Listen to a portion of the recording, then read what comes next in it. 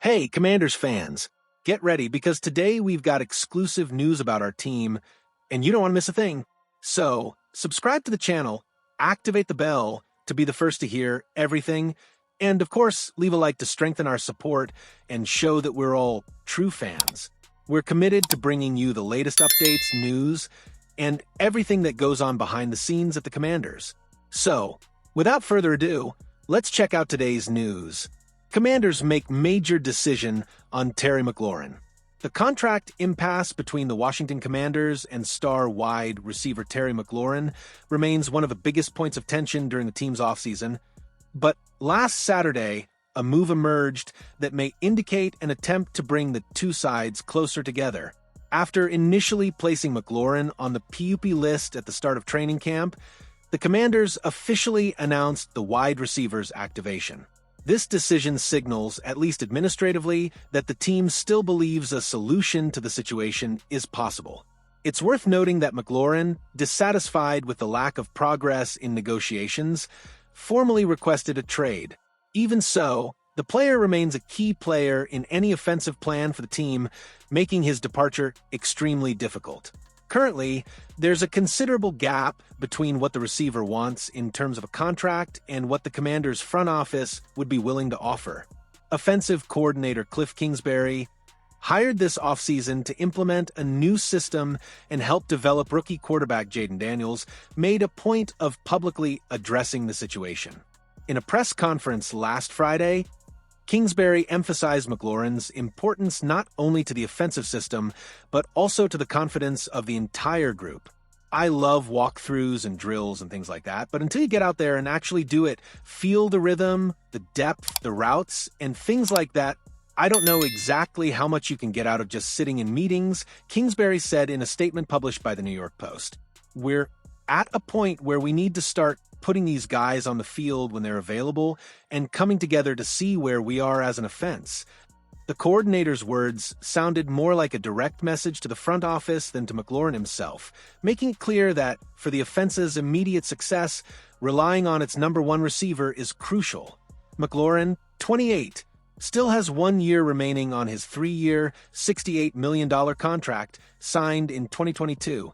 If the situation remains unresolved during the regular season, the two-time Pro Bowl wide receiver risks losing $861,111 for each game he's absent, including the teams by week. McLaurin's potential absence would directly impact the development of Jayden Daniels, who needs experienced and reliable targets to adapt to the pace of the NFL. Furthermore, it would create a huge hole in the Commanders' wide receiver core, as no other player on the roster possesses his consistency and game-changing ability. Zach Ertz's 2025 NFL Draft prospects, the eternal wonder faces reality check. Look, we've all been there.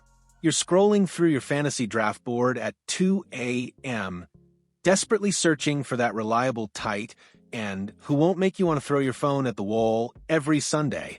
Enter Zach Ertz, the 34-year-old tight end, who somehow keeps ticking like that old Toyota Camry in your driveway that refuses to die. But here's the thing.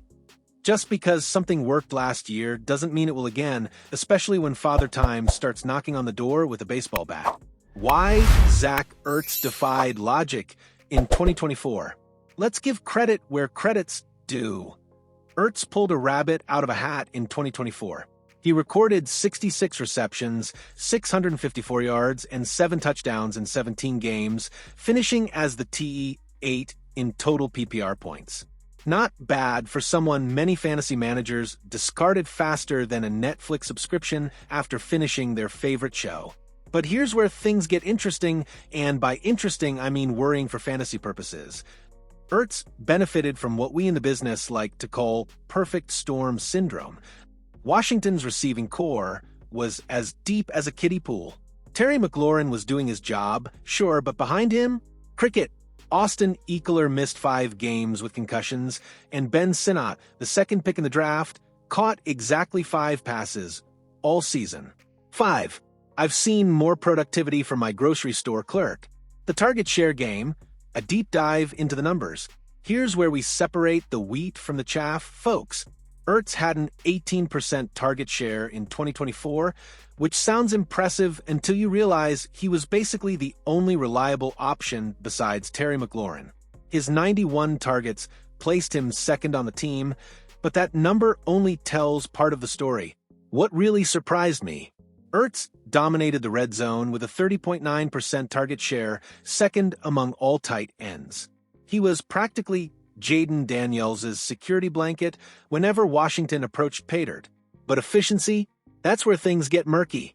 His 1.32 yards per route run ranked 23rd among qualified tight ends, and his 2.8 yards per reception ranked 25th. In other words, he was reliable, not explosive. The Deebo Samuel problem nobody talks about. Here comes the twist that should have all the Ertz conspiracy theory proponents sweating bullets. Commanders should consider a bold hometown reunion to shake up the receiving core. Is a homecoming in the cards? Terry McLaurin's continued resistance and the lackluster performances of many other Washington Commanders wide receivers make this a more pressing concern than it seemed at the start of the offseason. A few months ago, General Manager Adam Peters made a big trade for Deebo Samuel Sr. He also brought back Noah Brown, signed Michael Gallup, and selected Jalen Lane 128th overall in the 2025 NFL Draft. These players were supposed to join McLaurin and 2024 draft pick Luke McCaffrey to form an explosive receiving core for Jaden Daniels. With the regular season fast approaching, things didn't go as planned. McLaurin's absence is the biggest culprit, but other issues have arisen. Brown and Samuel did not play in Washington's first preseason game. McCaffrey and Lane played, but didn't inspire confidence. A veteran receiver core appeared quite thin. Some rookies, far down the depth chart, looked very good. Commanders should consider low-risk, high-reward trade for Rakeim Jarrett. There's another young player who could be available, and he would be a very interesting option for the Commanders to consider. He's not a rookie. He's entering his third season in 2025, but he's still only 24 years old, and local fans know him very well. His name is Rakeim Jarrett. Jarrett, who plays for the Tampa Bay Buccaneers, is a local player. He was a star at St. John's College High School, where he was named an All-American and Offensive Player of the Year by the Washington Post in 2019. The five-star high school recruit turned down offers from national powerhouses to play for the Maryland Terrapins, his hometown team. Jarrett's college career had many highlights, but he never seemed to deliver consistently dominant performances. Despite his obvious speed and receiving ability, concerns about his size led to him being undrafted in the 2023 draft.